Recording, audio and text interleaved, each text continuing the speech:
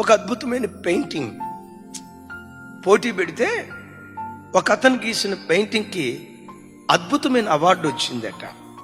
ఏంటో ఆ పెయింటింగ్ అంటే, ఓ భయంకరమైన సముద్రం, ఉవ్వెత్తున లేస్తున్నటువంటి కెరటాలు, ఆ కెరటాలు అట్లా లేస్తున్నాయి. వాటి మధ్యలో ఒక కొండ ఉంది, ఆ కొండకు ఒక తొర్ర ఉంది, ఆ తొర్ర లోపటి ఏదో పావురాలు ఉన్నట్లుగా గమనించాడు. ఎక్కువ శాతం ఎలాంటి ఫోటో అవార్డు పొందిద్దాయి అంటే, సాయంత్రం పూట పొలం పనులన్నీ ముగించుకొని అరకలు వెళ్తా ఉంటాయి చూసారా, సూర్యుడు అప్పుడే అస్తమిస్తూ ఉంటాడు చూసారా, అమ్మలక్కలు నెత్తి మీద చెప్పాలి బిందెలు పెట్టుకొని నీళ్లు తీసుకొని వెళ్తా ఉంటారు చూసారా. సహజంగా ఆ పల్లెటూరు వాతావరణం సమాధానానికి నిలువుటద్దం, శాంతికి నిలువుటద్దం. ఇలాంటి ఫోటోలు ఏవి బహుమానం పొందుకోవాలా.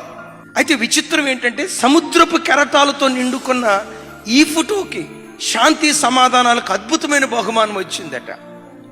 ఈ బహుమానం ఇచ్చిన వాళ్ళ దగ్గరికి వెళ్ళి అడిగారు, ఏమయ్యా నువ్వు ఈ ఆర్తి గీసిన ఆయనకు అమ్ముడుపోయినట్టున్నావు, సముద్రపు భీకరమైన వాతావరణం, ఈ భయంకరమైన తుఫాన్లు, దీనికి ఎట్లా శాంతి సమాధానాలకు బహుమానం ఇస్తావయ్యా, ఏముంది ఈ ఫోటోలో? అప్పుడు అన్నాడట, పిచ్చోళ్ళారా, దీనికి ఎందుకు బహుమానం ఇచ్చానో తెలుసా? ఉవ్వెత్తున లేస్తున్న సముద్రపు కెరటాలు, తాడి చెట్టు అంత లేచిన అలలు, లోపల కొండ చూసారా? చూసాం.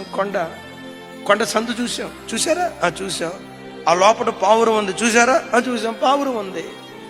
ఆ పావురపు ఒడిలో పిల్ల ఆదమరిచి నిద్రపోతుందే, కళ్ళ ఎదుట ఓరెత్తున అలలు, ప్రచండమైన వాతావరణం, హోరున తుఫాను, అయినా నా తల్లి ఉందనే ధైర్యంతో ఆదమరిచి బిడ్డ నిద్రపోతుందే, అదే శాంతి సమాధానాలకు నిలువుటర్థం. ఆ చిన్న బిడ్డ తల్లిందన్న ఒక్క ధైర్యంతో ఎంత నిమ్మలంగా ఉంటుందో.